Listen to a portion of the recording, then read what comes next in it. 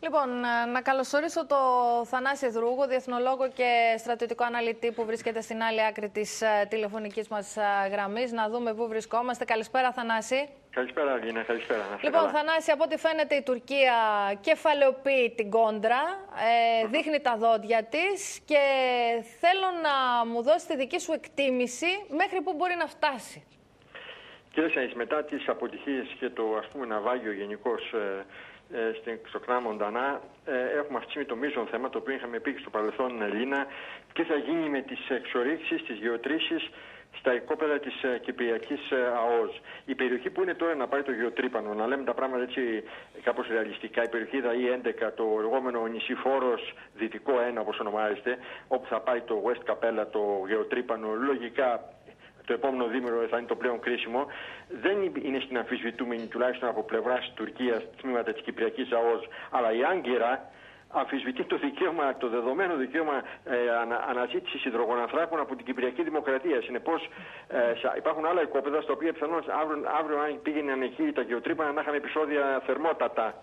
Αυτή τη στιγμή όμως έχει πάρα πολύ μεγάλη προσοχή, διότι μόνο η Γαλλία μπορεί να ακυρώσει τη συγκεκριμένη γεώτρηση και από ό,τι ξέρω έχουν γίνει κάποιες έκτακτες συσκέψεις σήμερα το απόγευμα στη Γαλλία, στο Παρίσι, από τον Πρωθυπουργό, με σκοπό αυτή τη στιγμή να δούμε πώς πάνε τα πράγματα, μην τυχόν έχουμε προκλήσεις. Διότι όπως προανέφερες και πολύ σωστά, έχουμε οδηγίες προς ναυτιλωμένους από πλευράς Τουρκίας, έχουμε οδηγίες προς ναυτιλωμένους σχετικά με υπερπτήσεις πάνω από τη συγκεκριμένη περιοχή, η οποία είναι και πολύ πυκνή λόγω της τουριστικής περίοδου. Συν το γεγονός ότι αυτή τη στιγμή οι Τούρκοι κάνουν ασκήσεις έρευνας και διάσωσης προκλητικά από τον Αποστολανδρέα, από το πόδι της Κύπρου ανατολικά μέχρι το ακροτήριο Ακάμας δυτικά. Δηλαδή πιάνουν τεράστιες περιοχές αύριο.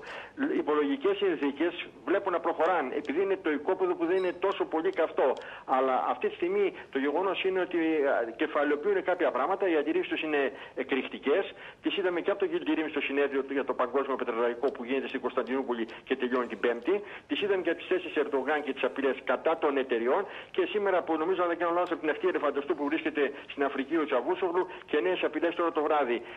Ας ελπίσουμε ότι θα προτανεύσει η λογική, γιατί νομίζω ότι δεν πρέπει να φτάσουμε σε ακραία σημεία. Ιδιαίτερα το γεγονός ότι είναι μια κοινοπραξία της γαλλικής Total και της ιταλικής Eni, η οποία στην προκειμένη περίπτωση έχει αδειοδοτήσει κάποια οικόπεδα εκεί προς αυτές τις δύο εταιρείες. Να δούμε πάνω πώς έχουν τα πράγματα, γιατί είναι αρκετά λεπτεπίλεπτα και μην ξεχνάμε ότι η Τουρκία είναι πολύ προκλητική σε τέτοια θέματα. Το είχα κάνει στο παρελθόν, αν θυμάσαι, στο οικόπεδο 12, αν δεν κάνω λάθος, με την Nobel Energy το 2011. Τώρα, το ένα σκέλος είναι πώς αντιδρά η Τουρκία. Είναι γνωστός ο καμβάς των προκλήσεων και της επιθετικότητάς της. Το άλλο σκέλος είναι πώς υποδέχονται οι δυνάμεις οι μεγάλες και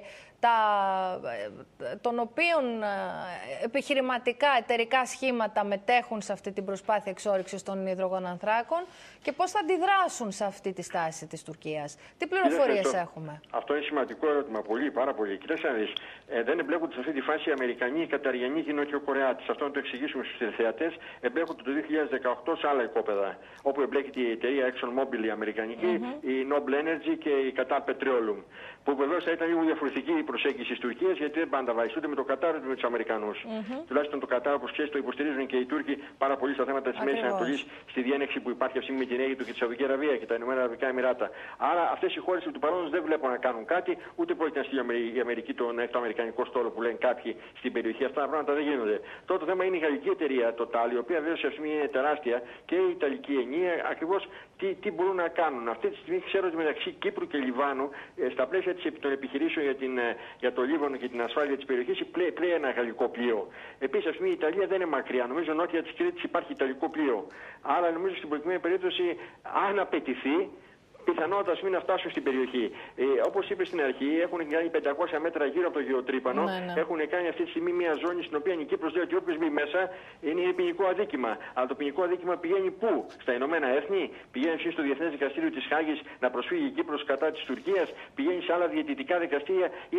Είναι μεγάλο το θέμα και πάρα πολύ. Ατελείωτο το κουβάρι, έτσι, δεν ξεμπλέκεται εύκολα. Δηλαδή και αυτή η κοινοπραξία είναι πολύ ισχυρή, αλλά μην ξεχνάμε ότι και αυτό το οικόπεδο είναι η πρώτη. Να δούμε σε τι κατάσταση είναι από πλευράς υδρογοναθράκων, γιατί πολλά ακούμε αυτά τα χρόνια ότι είναι τόσο πολύ πλούσια τα πράγματα και ότι είναι Ελντοράντο στη θάλασσα και θυμίζει κόλπο του Μεξικού και Τέξας. Αλλά για να τα δούμε και αυτά στην πράξη. Για να τα δούμε στην πράξη πρέπει να έχουμε μια εικόνα του τι γίνεται. Πάντως το Μον Πελεράν πριν από 5 μήνες και το Κρανς Μοντανά δεν βοήθησαν. Είμαστε σε μια σφοδρή αντιπαράθεση. Άλλα λένε οι Τούρκοι, άλλα λέμε εμείς κτλ.